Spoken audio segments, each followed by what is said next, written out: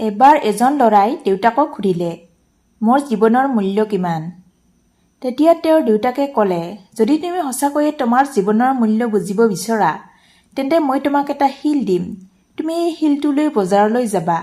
আৰু কোনোবাই যদি ইয়াৰ দাম সোধে, তেন্তে তুমি মুখেৰে একো নকবা, কেৱল হাতৰ দুটা আঙুলি দেখুৱাই দিবা। ল'ৰাটোৱে শিলটো লৈ বজাৰলৈ গ'ল আৰু অলপ সময় বহি থাকিল। কিন্তু কিছু সময় পিছত এগৰাকী মহিলা তাৰ কাষলৈ আহিল আৰু শিলটোৰ দাম সুধিলে। ল'ৰাটোৱে একো নকলে, মাত্ৰ দুটা আঙুলি দেখুৱাই দিলে। তেতিয়া মহিলাগৰাকীয়ে 200 টকা মূল্য বুলি ধৰি ল'লে আৰু ক'লে, ঠিক আছে, মই তোমাৰ পৰা এই শিলটো কিনিম। এটা শিলৰ দাম 200 টকা বুলি শুনি ল'ৰাটোৱে আচৰিত হ'ল আৰু শিলটো বিক্ৰী নকৰি পুনৰ দেউতাকৰ ওচৰলৈ লৈ গ'ল। আৰু দেউতাকক সুধিলে, দেউতা, মই বজাৰলৈ গৈছিলোঁ। এগৰাকী মহিলাই মোক এই শিলটোৰ বিনিময়ত 200 টকা দিবলৈ মান্তি হৈছিল। এইবাৰ দেউতাকে কৈছিল, তুমি এই শিলটো লৈ মিউজিয়ামলৈ যোৱা আৰু তাত এই শিলৰ দাম কোনোবাই সুধিলে মুখেৰে একো নকবা, মাত্ৰ দুটা আঙুলি দেখুৱাই দিবা।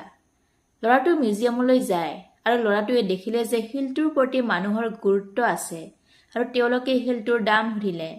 ল'ৰাটোৱে একো নকলে, মাত্ৰ দুটা আঙুলি দেখুৱাই দিলে। তেতিয়া মানুহজনে ক'লে, 20,000 টকা, ঠিক আছে, এই শিলটোৰ বাবে তোমাক 20,000 টকা দিবলৈ ৰাজি আছো। এই শিলটো তুমি মোক দিয়া। ল'ৰাটো খুবেই আচৰিত হৈ পৰিল আৰু দেউতাকৰ ওচৰলৈ গৈ ক'লে, দেউতা, মিউজিয়ামত এজন ব্যক্তিয়ে মোৰ এই শিলটোৰ বাবে 2,000 টকা দিবলৈ মান্তি হ'ল। এইবাৰ দেউতাকে ক'লে, মই এইবাৰ তোমাক আন ঠাইলৈ পঠিয়াই দিম।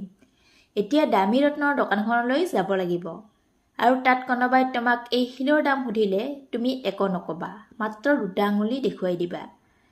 ল'ৰাটো খৰধৰকৈ ৰত্নৰ দোকানখনলৈ গুচি গ'ল আৰু শিলটো দেখি কাউণ্টাৰৰ পিছফালে থিয় হৈ থকা এজন বুঢ়া মানুহ একেবাৰে থতমত খালে। খৰধৰকৈ কাউণ্টাৰৰ পৰা নামি তেওঁ ল'ৰাটোৰ ওচৰলৈ গ'ল আৰু হাতৰ পৰা শিলটো লৈ ক'লে, মোৰ ভগৱান, এই শিলটোৰ সন্ধানতে মই গোটেই জীৱন কটালো। এই শিলটো তুমি ক'ত পালা? কিমান খৰচ পৰিল? আৰু এই শিলটোৰ বাবে তুমি কিমান টকা ল'বা? ল'ৰাটোৱে একো নকলে, মাত্ৰ দুটা আঙুলি দেখুৱাই দিলে।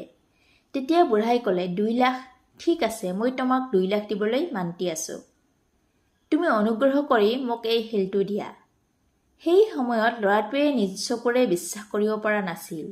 তেওঁ খৰধৰকৈ দেউতাকৰ ওচৰলৈ গ'ল আৰু ক'লে, দেউতা, এজন বুঢ়া মানুহে শিলটোৰ বিনিময়ত 2 লাখ টকা দিবলৈ মান্তি হৈছে। তেতিয়া দেউতাকে ক'লে, এইবাৰ তুমি তোমাৰ জীৱনৰ মূল্য কি বুজি পাইছানে? আচলতে তুমি নিজকে ক'ত ৰাখা তাৰ ওপৰত তোমাৰ জীৱনৰ মূল্য নিৰ্ভৰ কৰিব।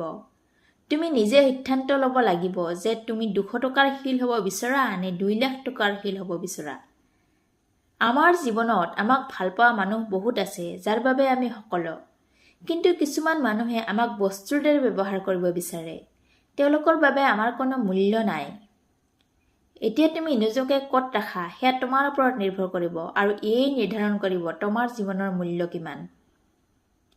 বন্ধুসকল, কাহিনীটো কেনে পালে? আপোনাৰ মতামত কমেণ্টৰ জৰিয়তে জনাওক আৰু এই ভিডিঅ'টো যদি উপযোগী যেন লাগিছে তেনেহ'লে এটা লাইক কৰিব আৰু নিজৰ বন্ধু বান্ধৱীৰ লগত শ্বেয়াৰ কৰিব।